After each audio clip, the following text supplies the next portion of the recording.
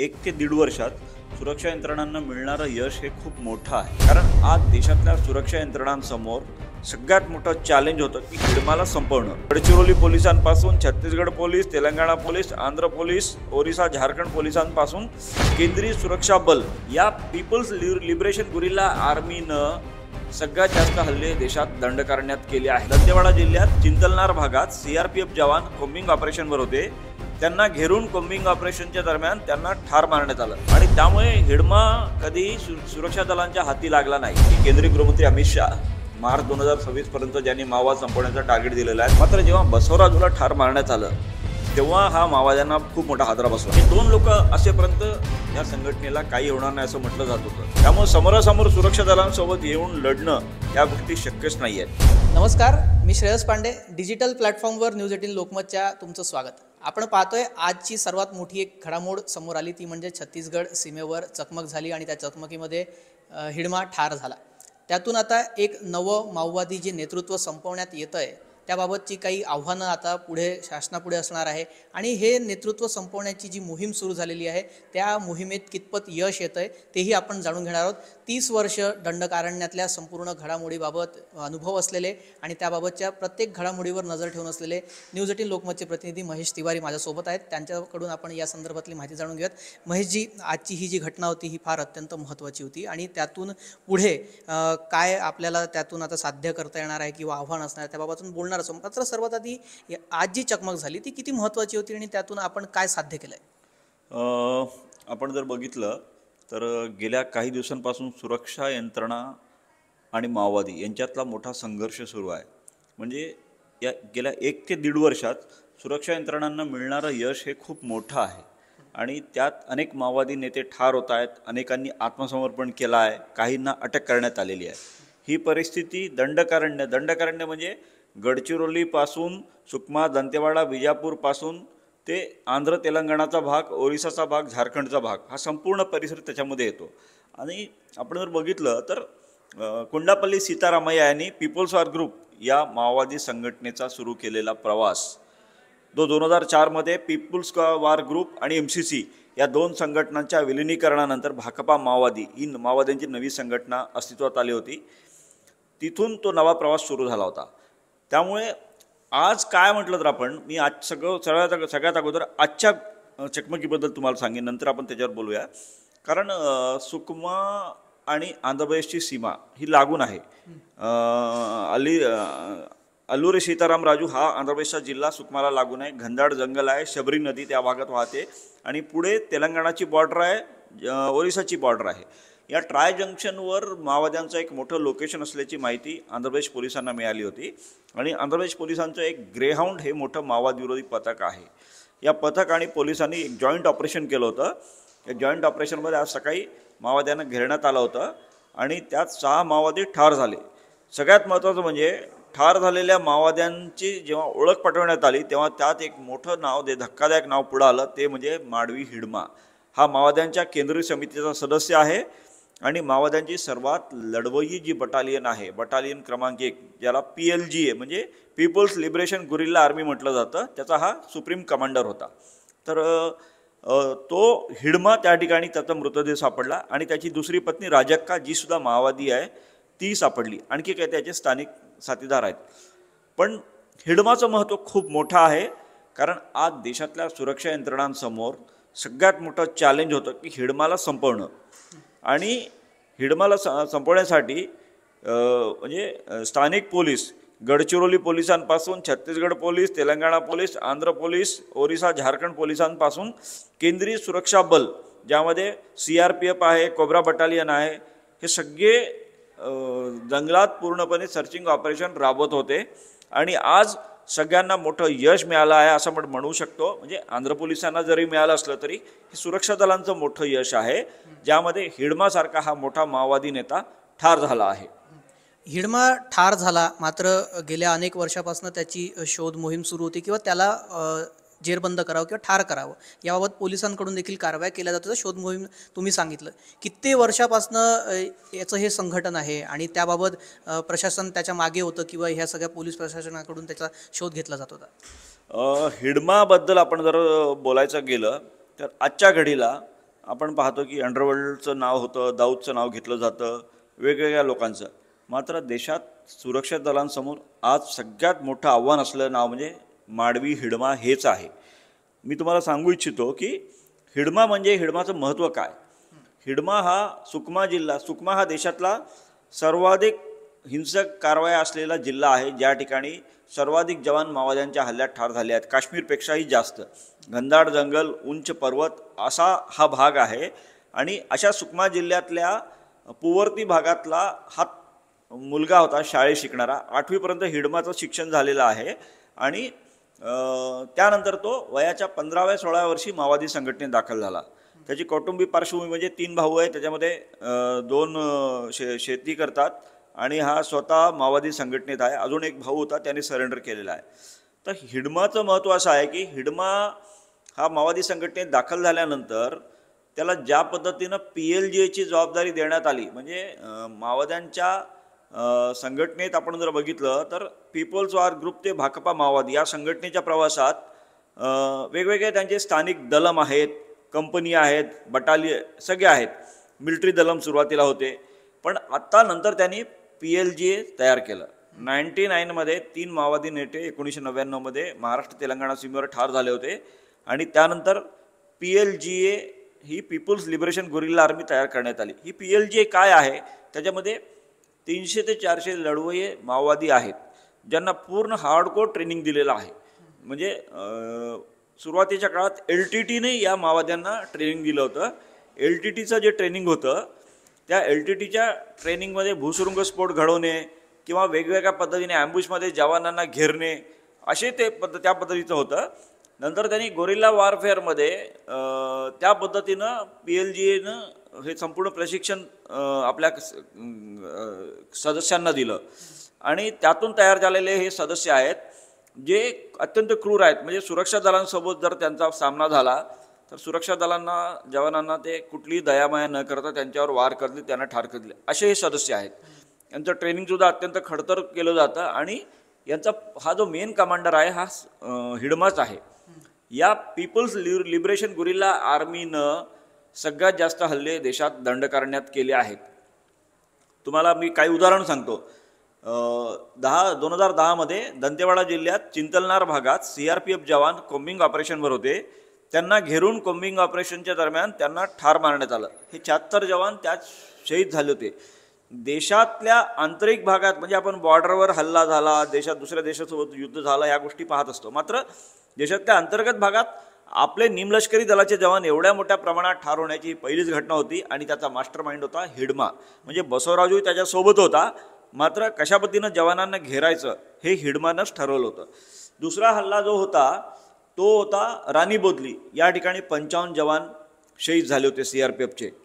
आणि त्यानंतर टेकुलगुडमचा हल्ला झाला, ज्यात 22 जवान शहीद झाले. बुरकापालच्या हल्ल्यामध्ये 25 जवान शहीद झाले. म्हणजे एकूण आपण 30पेक्षा जास्त हल्ले एकट्या दंडकारण्यास हिडमाच्या नेतृत्वात या PLGAने केलेले आहेत. ही जी बटालियन आहे आणि हिडमाचं त्याला पूर्ण मार्गदर्शन आहे. कारण माओवाद्यांचे जे काही नेते आहेत ते वेगवेगळ्या पद्धतीनं इंटेलेक्च्युअल पद्धतीनं संघटना कशी वाढवायची, जनसमर्थन कसं तयार करायचं त्याला त्या दृष्टीनं बघायचे. मात्र ऑपरेशनल पद्धतीनं सिक्युरिटी फोर्सेसला कसं घेरायचं, त्यांना टार्गेट करायचं हे हिडमाच ठरवायचा. दुसरा महत्त्वाचा एक हल्ला 2013मध्ये झाला आहे काँग्रेस नेत्यांच्या रॅलीवर. छत्तीसगडच्या विधानसभा निवडणुकीच्या पार्श्वभूमीवर काँग्रेस नेत्यांची जी रॅली होती त्यामध्ये हिडमाच्या नेतृत्वात त्यांना घेरून ठार मारण्यात आलं. 40च्या जवळपास लोक त्यामध्ये ठार झाले होते आणि त्यात नंदकुमार पटेल जे छत्तीसगड काँग्रेसचे प्रदेशाध्यक्ष होते, विद्याचरण शुक्ला आहेत, ते नंतर जखमी अवस्थेत त्यांचा मृत्यू झाला. ते छत्तीसगडचे भारताचे केंद्रीय मंत्री राहिलेले आहेत. महेंद्र कर्मा जे माओवाद्यांच्या विरोधात आवाज उठवायचे माजी खासदार, हे सगळे लोक त्यात ठार झाले. आणि त्याच्यानंतर जेव्हा आहे सिक्युरिटी फोर्सेसच्या नजरेमध्ये हिडमा आला आणि हिडमाला टार्गेट करायचं त्यांनी खूप प्रयत्न केला. मात्र काय होतं की टेकुलगुडम ते पुवर्ती सुकमा बिजापूर जिल्ह्याच्या सीमेवर घनदाट जंगल आहे चिंतलनारपर्यंत आणि तेलंगणाची सीमा लागून आहे. तर त्या भागात हिडमाचं वास्तव्य होतं मात्र घनदाट जंगल असलेला भाग, या भागात सिक्युरिटी फोर्सेसला आतमध्ये शिरकाव करता आलं नाही आणि त्यामुळे हिडमा कधीही सुरक्षा दलांच्या हाती लागला नाही. यात महत्त्वाची घडामोड तुम्हाला सांगतो. काय झालं की सुकमाचे जे SP आहेत किरण चव्हाण, हे मूळचे मराठी आहेत, कोल्हापूरचे आहेत. त्यांनी जेव्हा ॲडिशनल SP म्हणून सुकमामध्ये काम केलं, त्यानंतर त्यांना ॲडिशनल SP नंतर SP पदाची जबाबदारी मिळाली आणि त्यांनी त्यावर फोकस केला की हिडमाला कसं घेरता येईल. 2022मध्ये टेकुलगुडमच्या हल्ल्यात 22 जवान शहीद झाले होते. त्यानंतर त्यांनी टेकुलगुडम आणि पुवर्ती हिडमाचं जे मूळ गाव आहे, हे दोन्ही आजूबाजूला लागून आहेत, तर त्या ठिकाणी पोलीस ठाणं उघडायचा निर्णय घेतला. हा अत्यंत धाडसाचा निर्णय होता. अशा ठिकाणी जर हिडमाच्या गावातच त्याला कसं घेरता येईल याबाबत अनेकांना शंका होती. 1000 जवान घेऊन किरण चव्हाण त्या ठिकाणी गेले. तब्बल 3 ते 4 दिवस त्या ठिकाणी पूर्णपणे फोर्सेसनी त्या बटालियनसोबत अक्षरशः लढाई केली. म्हणजे 400 ते 500 माओवादी होते. तो हल्ला परतावून लावला. टेकलगुडममध्ये पोलीस स्टेशन उघडलं. तिथून काही किलोमीटर अंतरावर सुकमाच्या गावात पुवर्तीमध्ये पोलीस ठाणं उघडण्यात आलं. त्या ठिकाणी 1000 जवान जे आहेत हे पूर्ण तैनात होते आणि त्याच्यामध्ये फायरिंग झाली समोरासमोर आणि रॉकेट लॉन्चरने मारा करण्यात आला. मात्र जवानांनी टिकाव धरला. हिडमा आणि त्याच्या फोर्सला माघार घ्यावी लागली आणि त्यातूनच पुवर्ती हा जो त्याचा गड होता बालेकल्ला, त्याचा मूळ गाव, तिथं जवानांचा बेस तयार झाला. हे किरण चव्हाण यांच्या स्ट्रॅटेजीतून हे सगळं घडलं. त्यानंतर त्यांनी तिथून सुरुवात केली स्ट्रॅटेजी तयार करायला. चिंतलनारपर्यंत, सुकमापर्यंत 18 ते 20 पोलीस ठाणी तयार करण्यात आली आणि हे सगळे जे आहेत रेड कॉरिडॉर, म्हणजे जो मेन दहशतीचा भाग असलेला केंद्र असलेला जो परिसर होता, त्या भागात हे सगळं करण्यात आलं आणि त्याच्यामुळे काय झालं की हिडमाला बाहेर पडावं लागलं. नंतर हिडमाचा वावर त्याच्या गडातून बाहेर झाला. तेलंगणाच्या सीमेवर, कधी छत्तीसगडच्या आंध्रच्या सीमेवर, कर्रेगट्टाच्या पहाडीवर, त्यातूनच सुरक्षा दलांनी गेल्या काही महिन्यापूर्वी मोठं ऑपरेशन लॉन्च केलं होतं. कर्रेगट्टामध्ये हिडमासोबतच देवजी, देवा असे काय माओवादी नेते होते, दामोदर यांच्यासाठी ऑपरेशन होतं, मात्र हिडमासाठीच होतं. मात्र तिथून हिडमा हा निसटला होता आणि त्याचा जे वावर आहे तो त्याच बॉर्डर एरियामध्ये घनदाट जंगलात सुरू होता. सिक्युरिटी फोर्सेसनी तेच टार्गेट तयार केलं.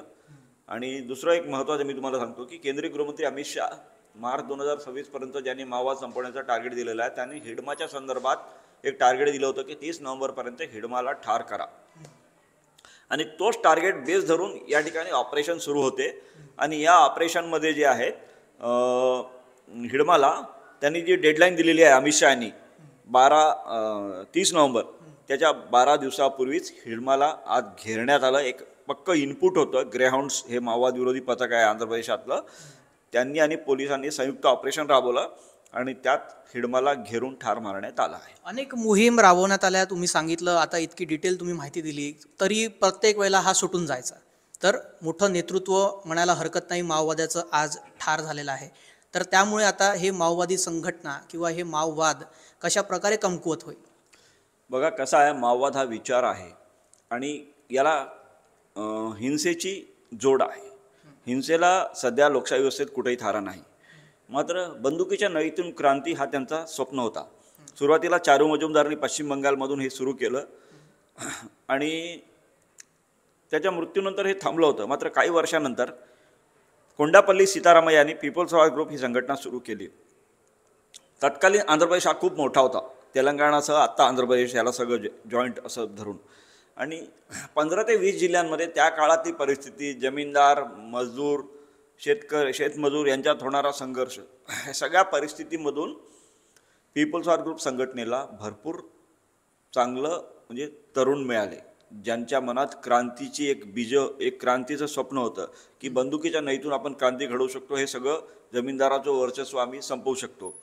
आणि त्यातूनच अनेक शिकलेले तरुण हैदराबाद म्हणजे तेलंगणा आंध्र प्रदेशातलं एक मोठं हे जे होतं काकतीया युनिव्हर्सिटी किंवा उस्मानिया युनिव्हर्सिटी, त्याच्यामधून शिकलेले अनेक तरुण बाहेर पडले. आणि त्याच्यामध्ये काही नावं होती, मुप्पाला लक्ष्मणराव उर्फ गणपती, त्यानंतर मल्लजुला कोटेश्वरराव उर्फ किशनजी, मल्लोजुला वेणुगोपाल उर्फ भूपती आणि त्याच्यानंतर आर के रामकृष्णा, चेरकुरी राजकुमार उर्फ आजाद अशी ही नावं होती.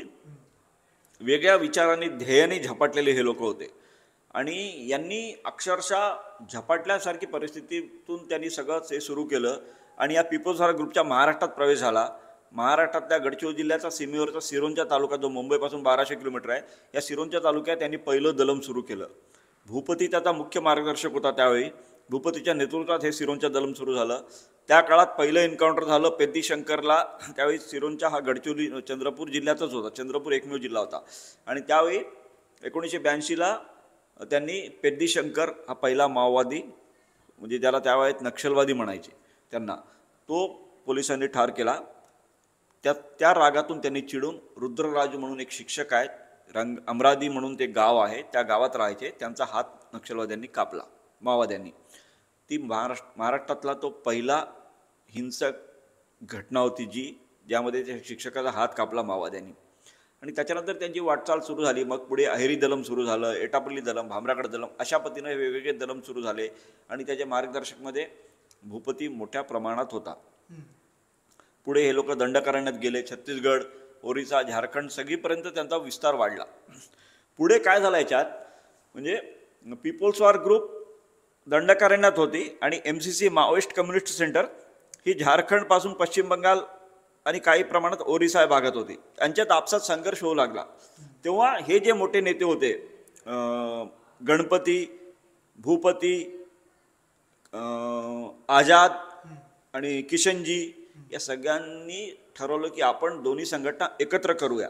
2004मध्ये पीपल्स वॉर ग्रुप आणि MCC या दोन संघटनांचं एकत्रीकरण झालं आणि भाकपा माओवादी ही नवी संघटना अस्तित्वात आली. तेव्हापासून हे सगळे नक्षलवादी माओवादी झाले. आता हे सगळे माओइस्टच आहेत, माओवादी आपण त्यांना म्हणू शकतो. आणि त्याच्यातून काय झालं की गणपतीकडे नेतृत्व गेलं आणि केंद्रीय समिती तयार झाली त्यांची 25 ते 26 लोकांची. त्यामध्ये सगळे लोक होते, भूपतीपासून किशनजीपासून आझाद. 2009मध्ये आझादला ठार मारण्यात आलं महाराष्ट्र तेलंगणा सीमेवर 2010मध्ये. आणि त्याच्यानंतर त्यांच्या संघटनेला हादरे बसायला सुरुवात झाली. महाराष्ट्रासाठी सगळ्यात वाईट काळ होता 2009. 52 जवान शहीद झाले होते गडचिरोली जिल्ह्यात माओवाद्यांच्या हल्ल्यात. म्हणजे गडचिरोली पोलिसांनी खूप प्रयत्नांची पराकाष्ठा केली आहे, सगळ्याच अधिकाऱ्यांनी केलेली आहे. आणि त्यानंतर ते जे सुरू झालं, म्हणजे तुम्हाला मी एक गडचिरोलीचं यासाठी सांगतो का आपण आज सगळ्या गोष्टींची चर्चा करत असताना आपल्याला महाराष्ट्रातल्या त्यांच्या कारवाया हे आपण विसरू शकत नाही. गडचिरोली, गोंदिया, चंद्रपूर, भंडारापर्यंत यांच्या कारवाया होत्या. आपल्या पोलिसांनी मोठ्या पद्धतीनं त्यांच्या विरोधात अभियान राबवले. आणि दुसरं महत्त्वाचं म्हणजे पोलिसांनी नंतर भूमिका बदलली की स्थानिक आदिवासी जनतेशी कसा संपर्क करायचा, म्हणजे त्यांना काय हवं आहे, त्यांच्याशी कशा पद्धतीनं वागायला पाहिजे, हे सगळ्या गोष्टी जनजागरण मेळावे झाले. शासकीय योजनेचा लाभ त्यांना कसं देता येईल, पोलीस स्वतः प्रयत्न करू लागले. बंदूक आणि त्याला विकासाची जोड, अशा पद्धतीने सगळ्या गोष्टी घडल्या. सुरुवातीला RR पाटील पालकमंत्री होते, त्यांच्या काळात काही गोष्टी घडल्या. त्यानंतर देवेंद्र फडणवीस यांनी गडचिरोली जिल्ह्याचं पालकमंत्रीपद स्वीकारलं. मध्यंतरीच्या काळात एकनाथ शिंदे पालकमंत्री होते. या सगळ्या गोष्टींमध्ये काय झालं की विकासाला कशा पद्धतीनं जोड देता येईल या दृष्टीने प्रयत्न सुरू झाले. म्हणजे पोलिसांचे प्रयत्न जंगलात सुरू होते. C60 हे माओवाद विरोधी पथक आहे, KP रघुवंशी यांनी सुरू केलेलं. आणि या पथकात सगळे स्थानिक जवान आहेत. आणि या C60च्या जवानांनी मोठ्या प्रमाणात जंगलात अभियान राबवलेले आहेत, ऑपरेशन राबवलेले आहेत आणि त्यामध्ये मोठ्या प्रमाणात माओवादी ठार झालेले आहेत. अशा पद्धतीने गडचिरोली जिल्ह्यातून माओवाद संपुष्टात आणण्याच्या दृष्टीनं C60ची खूप महत्त्वाची भूमिका आहे. आणि सगळ्याच SPंनी आपली ताकद लावली. म्हणजे कुणाचंही मी असं म्हणणार नाही, कारण मी स्वतः बघितलेला साक्षीदार आहे. जवान किती कशा पद्धतीने शहीद झालेले आहे हे सुद्धा मी बघितलेलं आहे. त्यामुळे वेदनादायी क्षण गडचिरोली पोलिसांच्या इतिहासात भरपूर आलेले आहेत. मात्र त्याच्या पुढे जाऊन C60ने जे आहे हा माओवाद गडचिरोली जिल्ह्यातून संपवण्यामध्ये महत्त्वाची भूमिका बजावली. पोलीस दादलोरा खिडकीसारखी योजना या ठिकाणी राबवण्यात आली. जनजागरण मेळावे झाले. स्थानिकांना काय देता येईल, कशा पद्धतीनं त्यांना जवळ करता येईल हे सगळं पोलिसांनी बघितलं. आणि आता पालकमंत्री आहेत महाराष्ट्राचे मुख्यमंत्री देवेंद्र फडणवीस हे स्वतः लक्ष घालत आहेत. वेगवेगळ्या विकासाच्या योजना या भागात किती कशा पद्धतीनं पोहोचवता येईल, प्रशासकीय यंत्रणेला गतिमान करण्याचा प्रयत्न सुरू आहे. एकंदरीत विकासातून माओवाद संपवण्याचा जो प्रयत्न सुरू आहे ते आपण आता सांगितलं, पण आता भूपती सरेंडर केलं, हा हिडमा आता ठार झालेला आहे. अशा प्रकारे एक एक नेतृत्व जे त्या काळापासून किती मोठं होतं, दशकापासून यांचं राज्य होतं, तर ते आता जरा संपू लागले आहेत, काही सरेंडर करतायत. 2026मध्ये पूर्णपणे तरी किंवा 90% 95% आपण माओवाद संपलेला किंवा संपुष्टात आलेला बघू शकतो. कशा प्रकारे? बघा कसं आहे, टार्गेट केंद्रीय गृहमंत्री अमित शहा यांनी दिलं होतं. कोणाला अपेक्षित नव्हतं की हे टार्गेट देत आहेत म्हणजे नेमकं काय होईल. कारण त्यावेळेपर्यंत माओवाद्यांच्या केंद्रीय समितीमध्ये बसवराजूपासून, देवजीपासून, हिडमापासून, रामकृष्णासह चलपती अनेक मोठे नेते खूप ॲक्टिव्ह होते. आणि हे जे टार्गेट दिलेलं आहे ठीक आहे, खाली स्थानिक कॅडरचे माओवादी मारले जात आहेत, अटक होत आहे, आत्मसमर्पण करत आहेत, पण माओवाद्यांचं मूळ नेतृत्व असलेली सेंट्रल कमिटी अजून अस्तित्वात आहे. त्याचं कसं होईल हा प्रश्न अनेकांना होता, मलाही होता. मी अनेक अधिकाऱ्यांशी चर्चा केली. मात्र जेव्हा बसवराजूला ठार मारण्यात आलं तेव्हा हा माओवाद्यांना खूप मोठा हादरा बसला. कारण त्यांचा मेन लीडर होता, तो त्यांच्या समितीचा, केंद्रीय समितीचा सेक्रेटरी होता. आणि बसवराजू हा माओवाद्यांसाठी एक बॅकबोन होता त्या काळात. त्यामुळे बसवराजूला ठार मारणं इतकं सोपं नव्हतं. पण बसवराजूला ठार मारण्यात आलं. गणपतीचं लोकेशन अजूनही भेटलेलं नाही. गणपती कुठं आहे हे कोणालाही माहीत नाही. प्राध्यापक होता आणि इंटेलेक्च्युअल पद्धतीनं आपण जर बघितलं तर वैचारिक पद्धतीनं गणपतीचं महत्त्व माओवादी संघटनेत भरपूर आहे. आता दुसरा विषय आहे की भूपती आत्मसमर्पण करणार यावर कोणाचा विश्वास नव्हता. पण त्याची पत्नी तारक्कानी गेल्या वर्षी जानेवारी महिन्यात मुख्यमंत्री देवेंद्र फडणवीस यांच्या समक्ष आत्मसमर्पण केलं. तेव्हापासून अनेकांना वाटायला लागलं की भूपतीची पत्नी तारक्का जी माओवादी संघटनेत 35 वर्ष होती ती कशी आत्मसमर्पण करू शकते. त्यामुळे त्यावर अनेकांचं लक्ष होतं. आणि बसवराजू ठार झाल्यानंतर माओवादी संघटनेची नवी सूत्रे कोणाकडे जायला पाहिजे यावरही बराच खल झाला. आणि त्याच दरम्यान भूपतीची भूमिका बाहेर आली की आपण शस्त्र सोडलं पाहिजे, वेगळ्या दिशेने वेगळ्या भूमिकेतून झालं पाहिजे. मग त्याच्यावर टीका करणारी पत्रकं माओवाद्यांच्या नेतृत्वाने काढली आणि त्याच्यातून भूपती आता आत्मसमर्पण करेल हे दिसू लागलं. गडचिरोली पोलिसांनी, महाराष्ट्र पोलिसांनी चांगली पद्धतीने यशस्वी खेळी केली आणि भूपतीपर्यंत सगळ्या सोर्सेस पोहोचवण्यात आल्या की कशा पद्धतीने भूपतीने महाराष्ट्रात आत्मसमर्पण केलं तर त्याला काय होऊ शकतं. आणि भूपतीचं टार्गेट काय होतं, म्हणजे त्याची पत्नी स्वतः महाराष्ट्रात आत्मसमर्पण केलेली आहे गडचिरोली पोलिसांसमोर. त्यामुळे सगळ्या गोष्टी विचार करून भूपतीने गडचिरोली पोलिसांसमोर मुख्यमंत्री देवेंद्र फडणवीस यांच्या उपस्थितीत, म्हणजे त्याची एक अट होती. सगळ्यात महत्त्वाची बाब म्हणजे मुख्यमंत्र्यांचा एक मी तुम्हाला सांगतो, म्हणजे सरेंडरच्या संदर्भात जेव्हा चर्चा सुरू झाली तेव्हा भूपतीने म्हटलं की मी महाराष्ट्राचे मुख्यमंत्री देवेंद्र फडणवीस यांच्या समक्षच आत्मसमर्पण करेन. आणि ही बाब जेव्हा देवेंद्र फडणवीस यांना माहीत झाली तेव्हा त्यांनी त्याला होकार दिला की एवढा मोठा माओवाद संपवण्याच्या दृष्टीनं आपलं खूप महत्त्वाचं पाऊल आहे आणि यात जर तो स्वतःहून जर म्हणत असेल तर मी त्यासाठी जाईन. गडचिरोली पोलिसांना यश हे यश मिळणार असेल तर मी अवश्य जाईन. त्यांनी होकार दिला आणि CM येणार असल्याचं माहीत झाल्यानंतर तो महाराष्ट्राच्या हद्दीत आला 2 दिवसापूर्वी आणि त्यानंतर त्याचं आत्मसमर्पण झालं. भूपती हा इंटेलेक्च्युअल पद्धतीनं, वैचारिक दृष्टीनं माओवाद्यांसाठी खूप मोठा नेता आहे. त्याला म्हणजे तो काय आहे मी याचं वर्णन, माझा शब्द मी आता करू शकत नाही. कारण मी स्वतः ज्या भागातून मोठा झालेलो आहे त्या भागात सुरुवातीच्या काळातल्या त्याच्या गोष्टी मी ऐकलेल्या आहेत, बघितलेल्या आहेत. संघटना त्यांनी कशी वाढवली, जनतेशी त्याचा संपर्क करण्याची जी पद्धत, त्यामुळं हा जो आहे वैचारिक आहे. वैचारिक दृष्टीतून या सगळ्या गोष्टी घडत आहेत. आता माओवाद्यांची केंद्रीय समिती आता अत्यल्प संख्येत आलेली आहे. लीडरशिप माओवाद्यांना हिडमा आणि देवजी हे 2 टार्गेट होते. हे 2 लोक असेपर्यंत देवजी हा खूप मोठा माओवाद्यांचा नेता आहे. आता सगळ्यात मेन नेता तोच आहे आणि त्यामुळे हे 2 लोक असेपर्यंत या संघटनेला काही होणार नाही असं म्हटलं जात होतं. मात्र आज हिडमा गेला. हिडमासारखा बॅकबोन जो ऑपरेशनल गोष्टीमध्ये पहिल्या क्रमांकावर होता सुरक्षा दलांशी लढण्यामध्ये, त्यामुळे आता पुढं काय होईल हा प्रश्न आता सगळे विचारत आहेत. शक्यता आहे की सुरक्षा दलांना मोठ्या प्रमाणात यश मिळेल. मार्च 2026पर्यंत हा विषय संपुष्टात येईल. मात्र विचार संपेल असं मी म्हणणार नाही. कारण माओवाद हा विचार आहे. हिंसेला आपण मान्य करू शकत नाही. लोकशाही व्यवस्था आहे. मात्र या विचाराला संपवतील असं आपण नक्कीच म्हणू शकणार नाही. मात्र सुरक्षा दलांना जे यश मिळत आहे ते यश टिकवण्यासाठी विकासाची गती दंडकारण्यात वाढवणं आवश्यक आहे. रस्ते आवश्यक आहेत. लोकांपर्यंत मूलभूत सोयी पोहोचणं आवश्यक आहे. पिण्याचं पाणी, चांगलं आरोग्य, चांगल्या शाळा, रोजगार या गोष्टी त्या तिथपर्यंत पोहोचल्या पाहिजेत. आणि हे जर गेलं तर लोकशाही व्यवस्थेत आपल्या सरकारमध्ये आपल्या प्रशासनावर भरोसा करतील ना, कशाला त्या हिंसेकडे जातील. त्यामुळे तसं होणार नाही. आणि आता चित्र तसंच आहे, जी माओवादी संघटनेत होणारी तरुणांची भरती थांबली आहे. नव्या दमातले तरुण त्या ठिकाणी जायला इच्छुक नाही, त्यांना चांगलं जीवन जगावंसं वाटतं. त्यामुळे सरकारने कुठंतरी पाऊल टाकून सगळ्या गोष्टी करणं आवश्यक आहे. तर हा संपूर्ण जो आहे म्हणजे एक म्हटलं एक त्याला एक हे आहे की विकास हा कायमचा उपाय आहे. माओवाद या विषयावर बंदूक हे थांबवू शकते, पण विकासाची संकल्पना वेगवेगळी असू शकते. मात्र विकासाची संकल्पना ही पोटाशी निगडीत असेल, आरोग्याशी निगडीत असेल, त्यांच्या मुलाच्या भवितव्याशी निगडीत असेल, शिक्षणाशी निगडीत असेल, तर या सगळ्या गोष्टी शक्य आहे. म्हणजे एकंदरीत तुम्ही आता सांगितलं की विकास केला तरच हा जो विचार आहे.